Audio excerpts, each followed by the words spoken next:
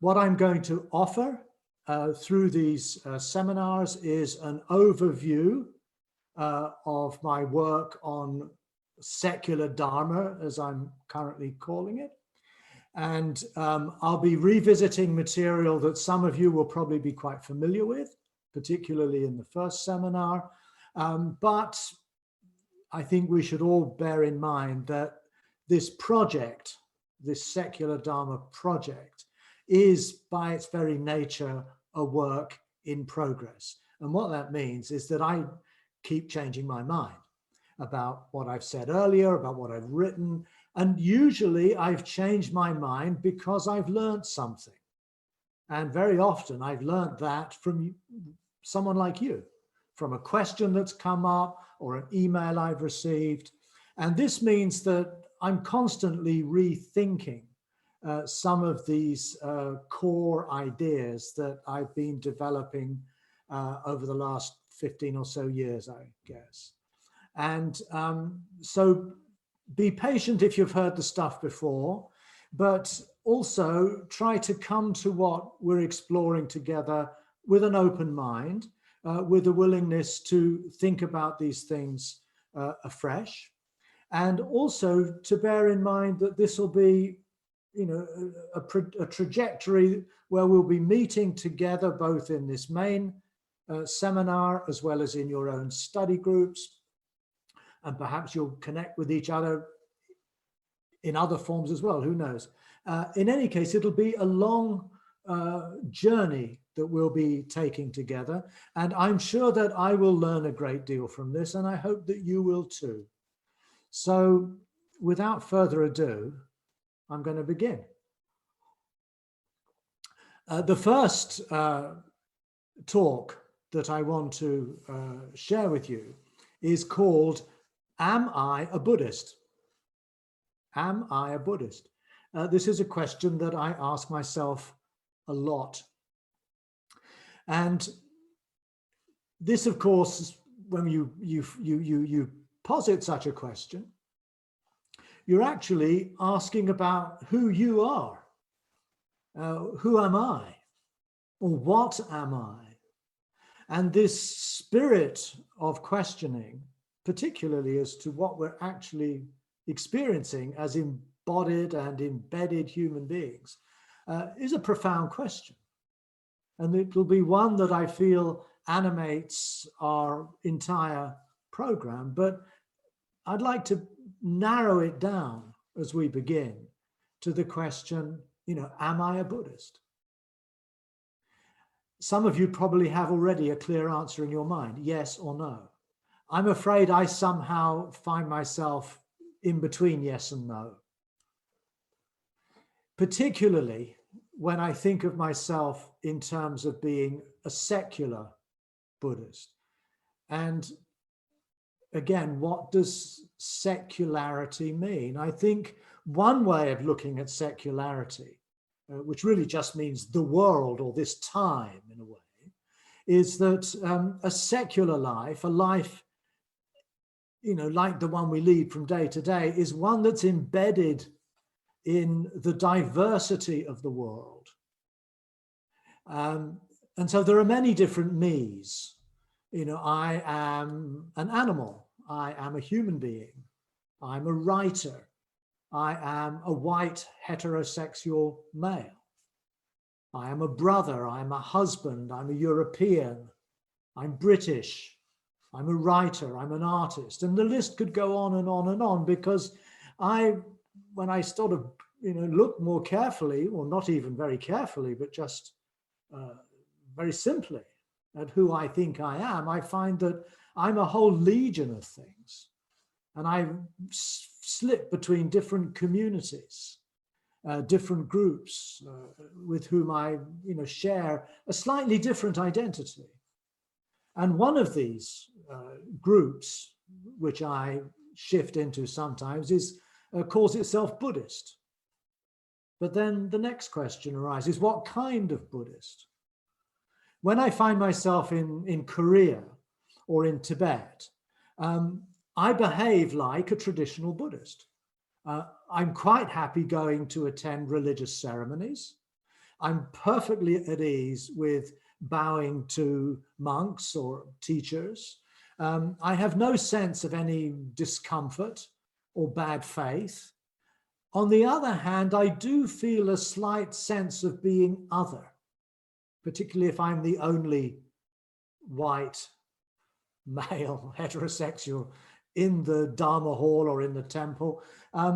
I become aware of that, and I become aware that I'm an intruder in this Tibetan temple or this Korean temple, that I'm somehow intruding on the beliefs and practices of a foreign culture with people who do not really look like me and may not even think like me. And I'm also aware that for many people in Asia particularly, who identify as being Buddhist, that also is what it means for them to be Thai or to be Korean or to be Burmese. It's a signifier of a kind of ethnic belonging as well. But although I feel quite at home being a Buddhist when I'm visiting a Buddhist country, a Buddhist community in Asia, when I'm at home here in Europe, in France, or more generally just in the West, I'm much more ambivalent about being a Buddhist, or to admit to being a Buddhist. And in some social gatherings, for example, I'm sometimes actually quite uncomfortable with the prospect of being asked what I do, or being asked something about my work life. I don't really want to declare myself as being a Buddhist or a Buddhist writer. It depends who's asking the questions, but sometimes I'll say I'm a philosopher or I'm an artist, and I try to steer clear of the Buddhist identity. And one of the reasons is because I don't look forward to having to explain how actually, although I might be a Buddhist by most people's reckoning, I don't believe many things that most Buddhists believe. And I don't want to get involved in a conversation in which I find myself defending my position or showing this ambiguity in my Buddhist identity. So I avoid the label Buddhist because I don't wish to be pigeonholed by other people's poorly informed conceptions of what Buddhism is, which usually means Buddhists believe in reincarnation and the law of karma. They worship the Dalai Lama. They hang Tibetan prayer flags in their backyard. They're vegetarian, etc., etc., etc. And I'm just as uncomfortable justifying myself to people who think that Buddhism is cool and sexy. And people do today. I mean, Buddhism has got a very good press. It's got a very good public image. And so when people find out I'm a Buddhist, they think, oh, wow, wonderful. I've always wanted to talk to a Buddhist.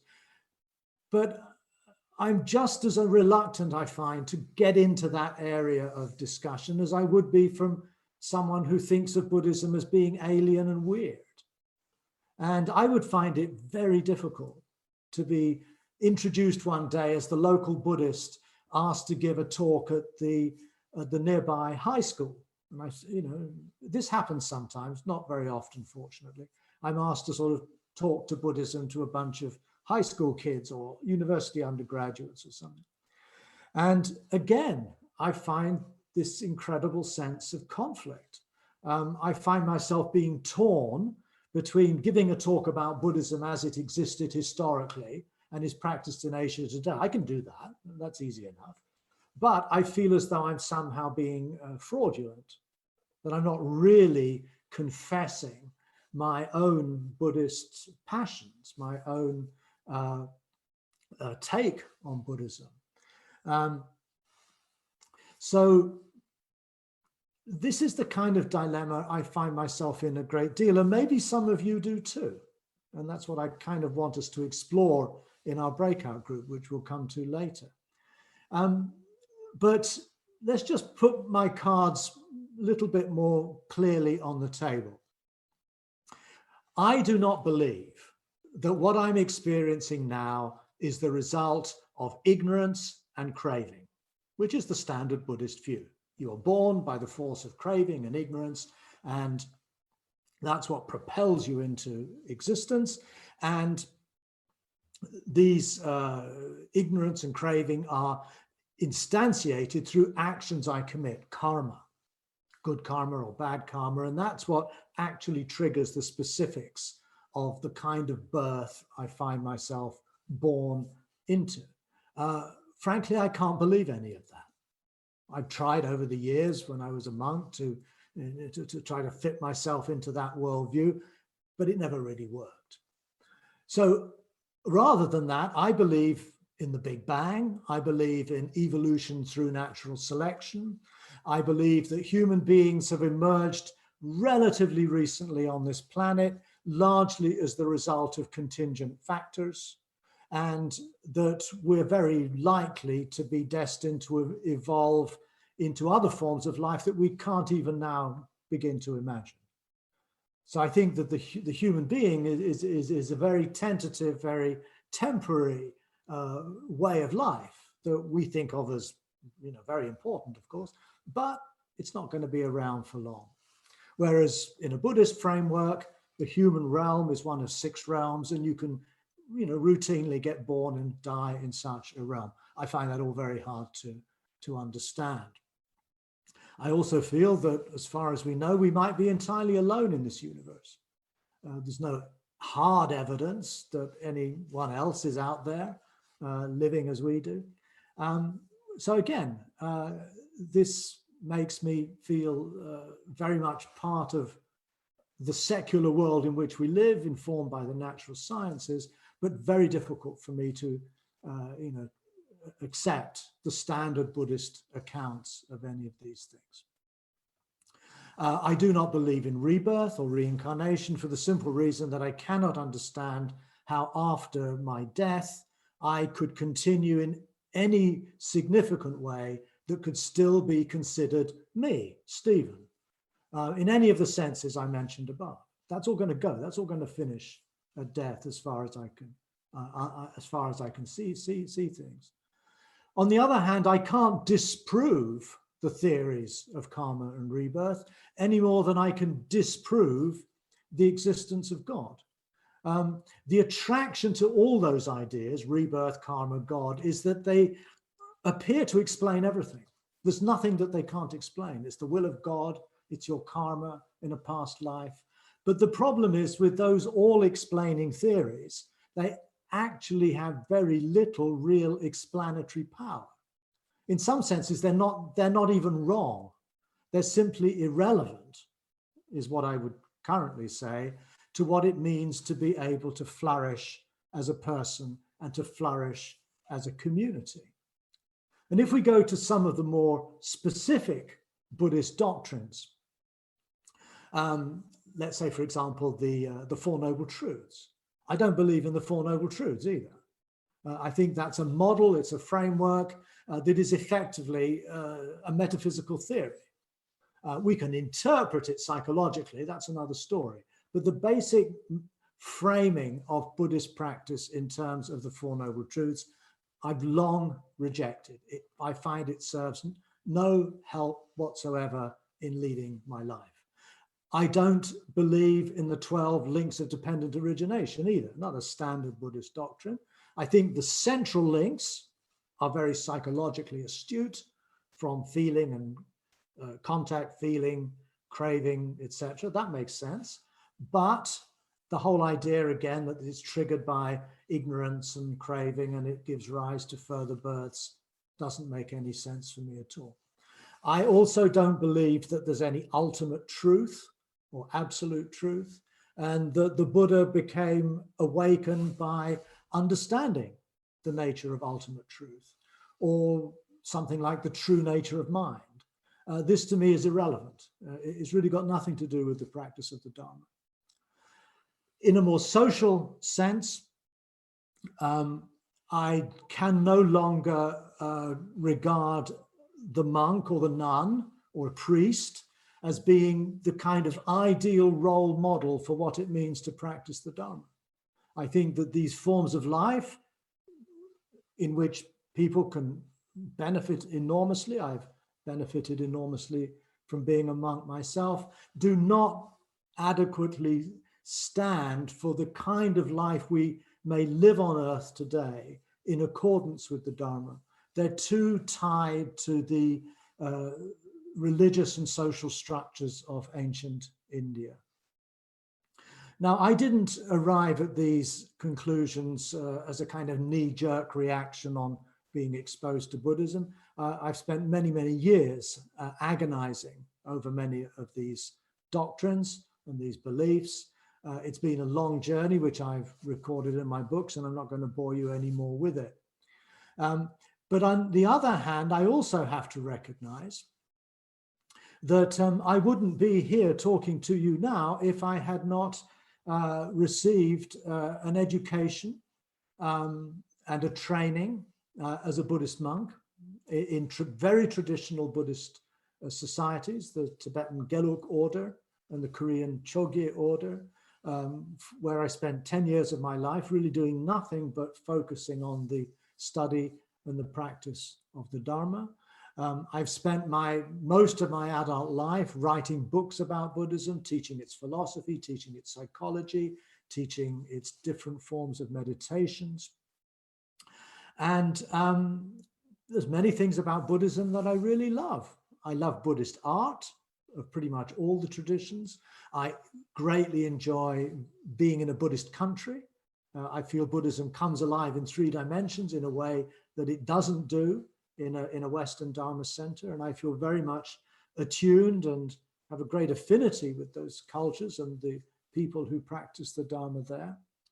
And when I read a Buddhist text, I don't read it as a detached philologist, as an academic in a university department, looking at the text and looking at the grammar and the syntax and seeing how it arose in certain historical circumstances and trying to analytically understand what it means without any personal engagement at all. On the contrary, I find that when I read a Buddhist text, a very traditional Buddhist text, I find myself engaged in a conversation with it. I find that it becomes a dialogue, an ongoing dialogue that I've been having for years. So I have a very subjective engagement with the writings and the doctrines and the teachings of Buddhism. But that's also true, of course, when I read Zhuangzi in Chinese Taoist, or I read Christian texts or Hindu texts. I likewise feel that same excitement to be able to get involved in a dialogue, get involved in a conversation. And at that level, I recognize there's something in myself that some people would call religious. And I don't have a problem with the word religious either. I don't see secular and religious as somehow canceling each other out. I recognize that they can quite happily coexist. And I can also recognize that there's a rather positive dimension to the idea of being religious. To me, to be religious, in many respects, means to take one's life with ultimate seriousness. What Socrates called living an examined life. That is part and parcel of who I am. And as I said earlier, when I'm in a Buddhist temple in Korea or Tibet, it's not just I feel okay in that environment. I find myself inspired by that environment, by the architecture, by the paintings, by the space that's been created and perhaps for hundreds of years has had people therein meditating and thinking and so forth. I feel part of that.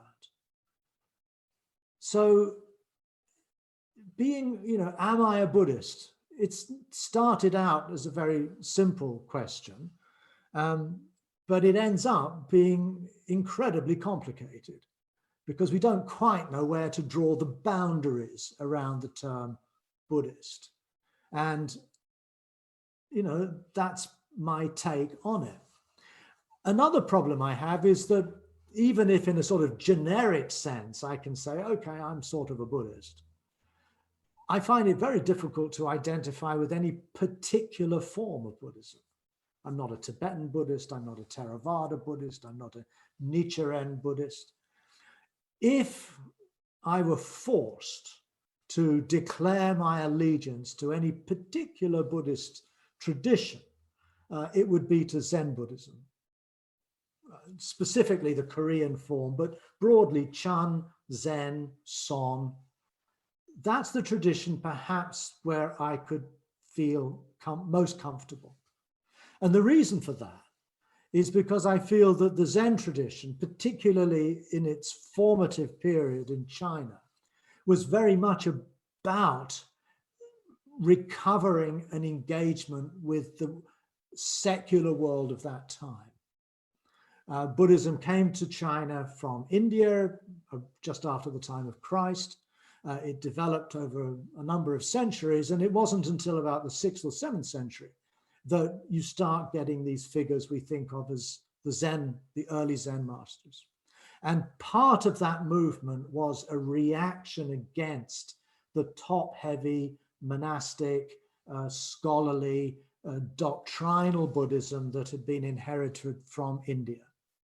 And so the Zen practitioners basically said, no, we're not going to just keep repeating what Buddhism has done in the past. We're going to try to recover, the primary questions that drove the Buddha to become the Buddha, to really get to grips with with the questions that Gautama had as he sat beneath that tree in Uruvela, in Bodh Gaya. They're the questions that we really are seeking to address in our lives, not simply to repeat and to, continue a particular doctrine or theory that is called Buddhist. One of my favorite Zen masters is the Chinese teacher called Deshan, who I think lived in the 8th or 9th century. This is an exchange. A monk asks Deshan, what is enlightenment? And Deshan says, get out, don't shit in here. And then the monk says, he obviously hasn't got out. He says, well, who is the Buddha then? And Deshan said, an old Indian beggar. An old Indian beggar. These are very secular responses to what are very religious questions. What is enlightenment? What is the Buddha? And what Deshan does, like many of the early Zen masters, he just cuts the ground from beneath the feet of the questioner and says, don't even think about that rubbish. The Buddha, just an old Indian beggar. And there's a passage from Deshan that I'll conclude with here.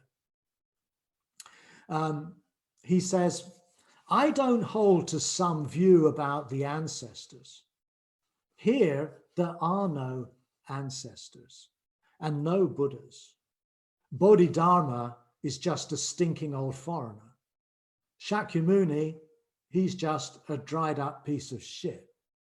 Manjushri and Samantabhadra, these great Mahayana bodhisattvas, they're just dung carriers. Enlightenment and nirvana are a donkey's tethering post. The 12 divisions of the scriptural canon are just paper for wiping infected skin boils. The stages on the path to enlightenment and the original mind are just graveyard guarding ghosts. And what is known as realizing the mystery is nothing but breaking through to grab an ordinary person's life. Now, texts like this, I find, speak to me in a very immediate and very refreshing way. The irony, of course, is that these texts have now been enshrined in the Buddhist canon. Deshan's collected, the record of Deshan exists in the Chinese Tripitaka, the very thing that he described as paper for wiping infected skin boils. So the paradox here is that no matter how radical a figure from an earlier tradition might be, once they get canonized, literally become part of the official tradition, become part of Zen Buddhism, then I feel the power of their statements is undermined. They become domesticated and sanitized. And I think this is a process that's occurred in a lot of Buddhist traditions. You could say the same about how Tantric Buddhism in India, which started out as a very radical anti-monastic movement, eventually became, incorporated into, Buddhist orthodoxies and revered and so forth and so on. But imagine if I or someone else was to go into a gathering of Buddhists, a big Buddhist conference, let's say, and was to actually say to the participants, Shakyamuni Buddha is just a dried up piece of shit. And to say that to their face, looking them in the eye, there's some serious Tibetan Lama and some enlightened Theravada Ajahn, and to just say, the Buddha is a piece of shit. I doubt that would go down terribly well. I suspect that I'd probably be kicked out, but Buddhists, being nice people, would probably just smile and move on to the next topic, but they wouldn't invite me back. And in some ways, that's a little sort of metaphor of how I often feel in relationship to the Buddhist world. Very nice people, as a rule, very compassionate and caring and gentle and intelligent, but also capable of basically locking you out if they feel that you're somehow doing something outside of what's acceptable. And that's often unstated and unspoken. So one of the responses to my work over the years is what I describe as the quiet closing of doors. In other words, no great fuss, but basically a very recognizable kind of silence. So that's my little summary of my reflection on whether or not I'm a Buddhist. And I think the question is still unanswered in many ways, but perhaps it's allowed me to share with you where I stand in relation to the Buddhist tradition and how we're going to then move on from that kind of questioning, that secular, that skeptical perspective, to try to articulate a language, an approach to the practice of the Dharma that has left behind a lot of the traditional beliefs and practices and forms of traditional Buddhism, but might still, I feel, have the capacity to open up new possibilities for how we and other people who don't necessarily think of themselves as Buddhist or religious can live in this world, can live flourishing lives. But let's leave that there now. And I'd now like to invite you to go and break out into little groups, which will be done automatically. Tony will explain how that's going to work. But this is the question I'd like you to explore together. What kind of mixture of me's or I's are you? I gave a list of all the different things I am. Maybe go through your mind to, again, break open this notion of me and identify some of the different me's that contend for attention. And is being a Buddhist part of the mix of who you are or not? And if so, how does being a Buddhist fit with all the other identities that you have?